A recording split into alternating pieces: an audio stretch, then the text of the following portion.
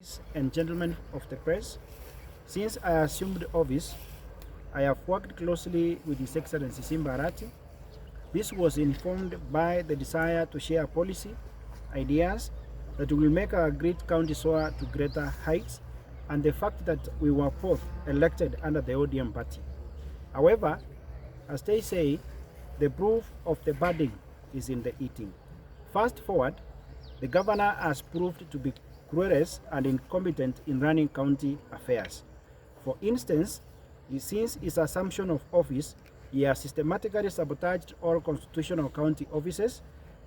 We have only 2 CECs and 2 chief officers who hold briefs for the governor, and the rest have been rendered useless. The Kisii County Public Service Board and all independent boards, including hospitals and bursary boards, are all just but a conveyor belt of the governor's wishes. They are not working because they have been denied the independency to do so. The recent bursary exercise is a classical example. The governor hired non-gazetted people who doctored the bursaries as submitted from the ward committees. He also hired unknown individuals to deliver bursary forms for grade 10 without involvement of ward committees and MCS who represent and play an oversight role in the exercise, thus undermining the will of the people. Local contractors are denied opportunities, and those lucky are subjected to unrealistic kickbacks, and others denied payment, while the governor's proxies are irregularly paid upfront, as in the case of the Chinese contractor doing the county headquarters, a matter that was flagged by the Auditor General. The Auditor General also flagged the recently paraded machinery due to inflated prices, and ultimately stopping the acquisition of tippers which were overpriced. Once the management of the same machinery was contracted to a Luo proxy of the governor at a cost of more than 200 million. A competent governor will have strengthened the mechanical engineering and public works department of the county government to be in charge of the machinery and avoid this wastage and theft of county resources. County employees have been subjected to endless humiliation, public embarrassment, ridicule, arbitrary transfers, and illegal dismissal. We had a case of over 400 employees who were denied payment for over 2 years. Some succumbed to depression and some died. And I can mention one of the employees who died by the name Esther Akote. May her soul continue resting in peace. While the governor's incompetency has dwindled the county's growth prospects, it is sad that our health sector, which was once a regional pride, is now on its knees. We have had a massive exodus of doctors, consultants, and nurses to other counties. Our hospitals are understaffed. This mess, and they go for months without pay, and there is no medicine in our healthy facilities. A classical example is where I was just recently, about 2 days ago, KTRH, where we don't have even consultants, we don't have doctors, we don't have medicine, and those even nurses who are just there putting a fake smile have not been paid for months now, extending even up at us to more than 3 months. Instead of handling this mess, the governor hides behind the cameras through stage-managed feasts to our facilities to fool our people that our health facilities are working.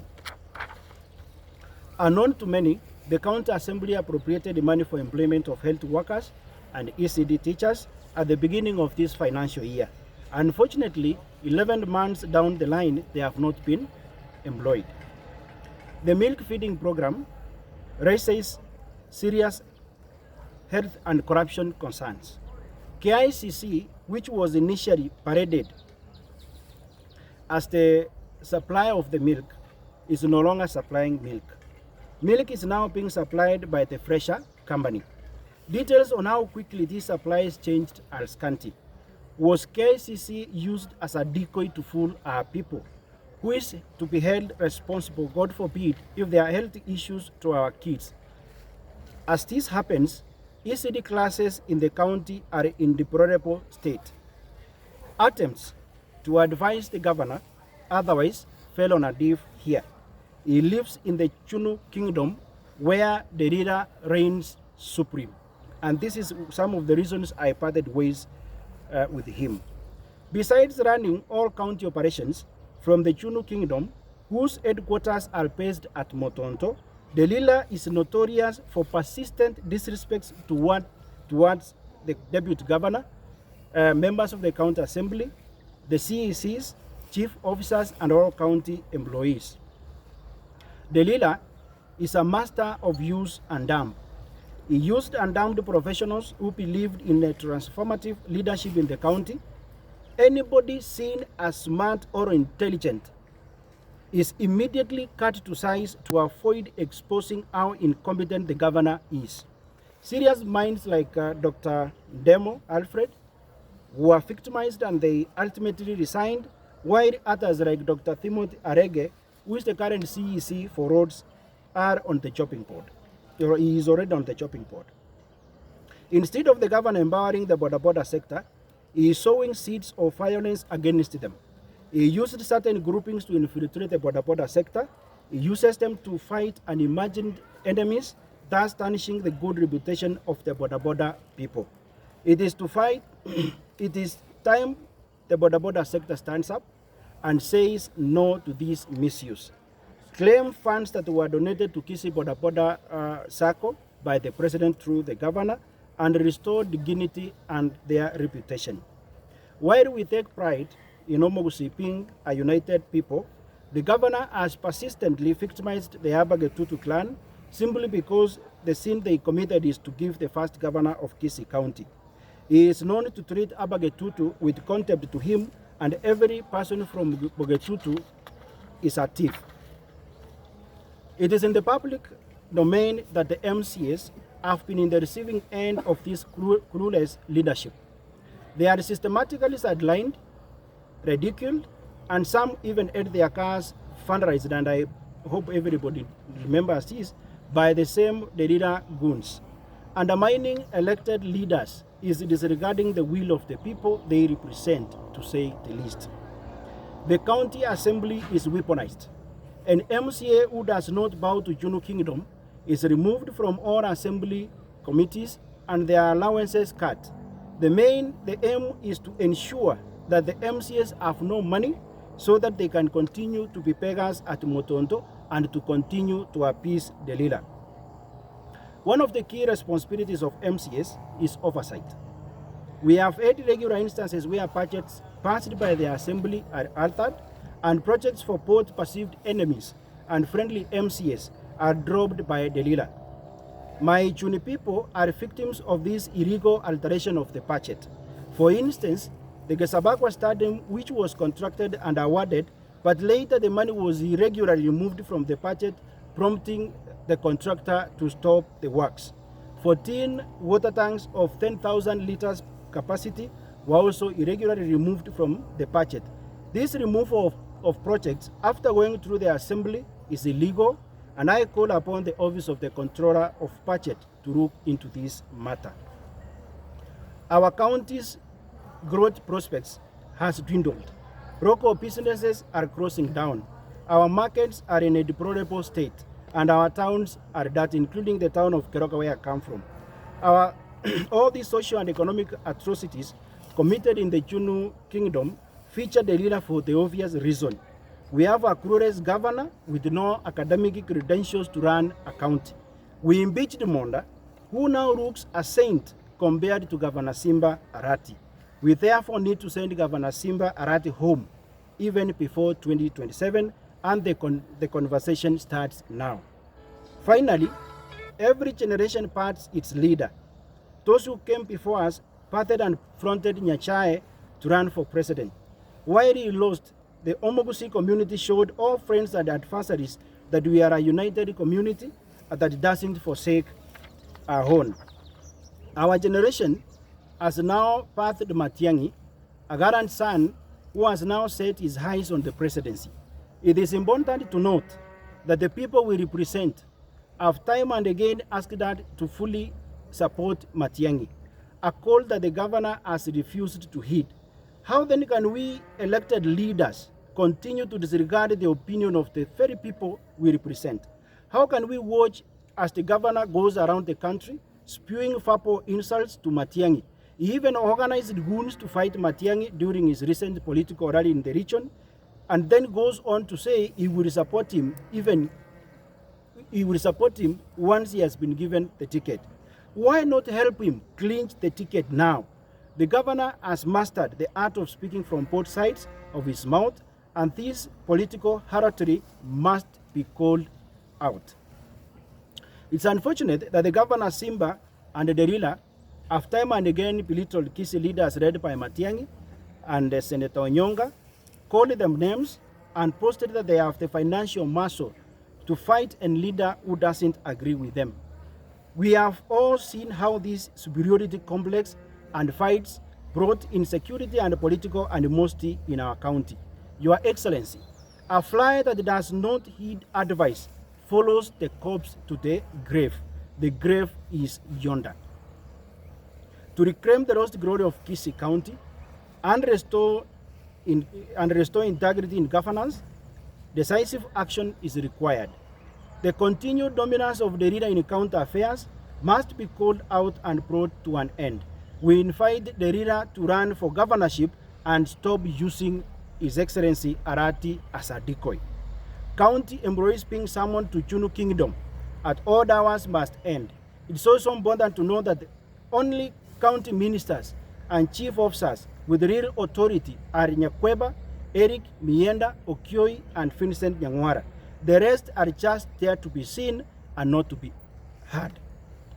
The disrespect towards Matiang'i, whom the Omusi has chosen as their spokesperson, must end. And His Excellency Arati, together with the leader, they are doing this simply because they just want to sabotage Matiang'i's presidency in 2027 so that Simba Arati can stand or else can run for presidency in 2032. There cannot be two masters in one house. Omogusi deserve one voice, one center of authority, and one clear path to progress. The reign of Chunu Kingdom by the leader using Governor Simba Arati as a decoy must end. God bless Kisii County. God bless Kenya. Thank you. For that question, Monda just committed one sin. And you know, because I know all of you followed the proceedings of his impeachment right from the Kisii County Assembly all the way to the Senate. The reason as to why I regret is this. Why could we send Monda home by just committing one sin, and yet we have someone in office who has committed multiple sins and who is still continue to steal from the multitude? And that's why we were very keen in my statement. I said that it now appears that Monda is now a saint when you compare Simba Arati with Monda. I just want to say that I was not promised anything. Then we MCs, we were just playing oversight role. But it seemingly looks like we were being used. Because you've seen from my statement and from my experience with the association of the Chunu Kingdom, it simply means that if anybody who does not agree with the leader, they must look, even if it's either to set you on a trap or not, they must look a mistake for you so that they can be able to send you home. And what I'm saying is this: it appears that as the assembly, in as much as all we heard all those material facts, it seems that there was someone who was behind it. And I can say, because I cannot fear anything, the person who was funding the impeachment process all through from the assembly to the Senate is none other than the leader. And at the appropriate time, those facts will come into the public. It's just now that we have just started. It's just a first step. Going forward, we'll continue telling our people what happened, who played what, who did what, until the people of Kisii exactly understand what happened. You have spoken about corruption. What I can say is that I have never seen a thief like Simba Arati. Simba Arati is someone who comes to you by the day and tells you that he has stopped all corruption things, all the stealing in the county. But I want to inform the people of Kisii that it is only the county employees who are being staffed and suffocated. But everything that is done by, we have seen, it's out here. We've seen contractors saying that they have been asked kickbacks. I've got contractors who can come and stand and say that prior to them being awarded contracts, they were asked for kickbacks as high as 30%. And where does that money go to? Is that stopping or else fighting corruption, or is just that by the day we are fighting corruption and by the night we are sleeping with corruption in the bed? Outside here, initially I never used to believe that that can happen. But now I've seen it and I can attest to it that it is happening. So Simba is a saint by the day, but a very dangerous target by the night, and through the pen using the leader. Last question. Categorical in my praise that it's high time that we kickstart the conversation. And I think this is the right time. And I believe that I have people and my colleagues in the county assembly, we will now have to sit down and see whether we are doing exactly what we were elected to do. Not once, the governor has kept repeatedly saying that one of the fundamental roles, and that is what is enshrined in the law or in the constitution, is that the MCAs are supposed to oversight. But you can see clearly again that the governor himself does not want to be oversighted by the very MCAs whom he says that one of their key functions and roles in the assembly is to oversight. But I'm happy that the majority of our colleagues, because I've been in constant communication with a good number of them, they have seen the light and they are ready to play their oversight role as written in the constitution.